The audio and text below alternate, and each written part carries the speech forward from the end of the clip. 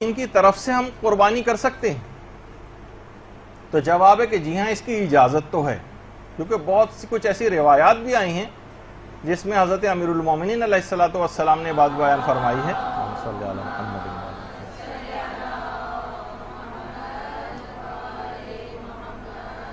کہ وہ پیغمبر اسلام کی طرف سے بھی قربانی کیا کرتے تھے ان کے انتقال کے بعد بھی۔ تو علماء یہ فرماتے ہیں کہ بہرحال بہتر تو یہ ہے کہ قربانی کر کے اس کا ثواب مردوں کو ہدیہ کر دیں، اور رجا کی نیت سے بھی یہ کام کیا جا سکتا ہے کہ ہم باقاعدہ جانور لے کر ہی آئے اپنے کسی مرحوم رشتہ دار کی طرف سے، ہم نے اس کو قربان کر دیا۔ لیکن زیادہ بہتر یہ کہ ثواب کو ہدیہ کریں، قربانی خود کریں اور ثواب اس کا مرحوم کو ہدیہ کر دیں، یا رجا کی نیت سے قربانی کریں اس کی طرف سے۔ کیونکہ ایک مسئلہ یہ بھی آتا ہے کہ کیا امام زمانہ علیہ السلام کی نیابت میں قربانی کر سکتے ہیں؟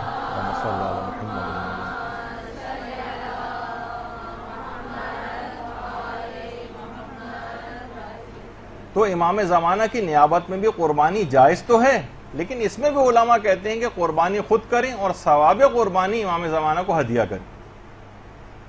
کیونکہ امام کی نیابت کرنا کوئی آسان کام نہیں۔ اور ایک مسئلہ اور بھی آتا ہے کہ کیا حج کو امام زمانہ کی نیابت میں کر سکتے ہیں؟ تو اس میں بھی علماء سارے مراجع نے اجازت تو دی ہے،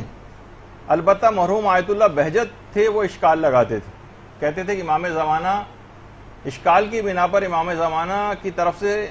نائب بن کر حج نہیں ہو سکتا، اشکال کی بنا پر جائز نہیں۔ تو بہرحال لیکن اور جو مراجع ہیں انہوں نے کہا کہ ہو تو سکتا ہے، لیکن بہتر یہ ہے کہ آپ حج خود کریں اور اس کا ثواب امام زمانہ کو ہدیہ کریں۔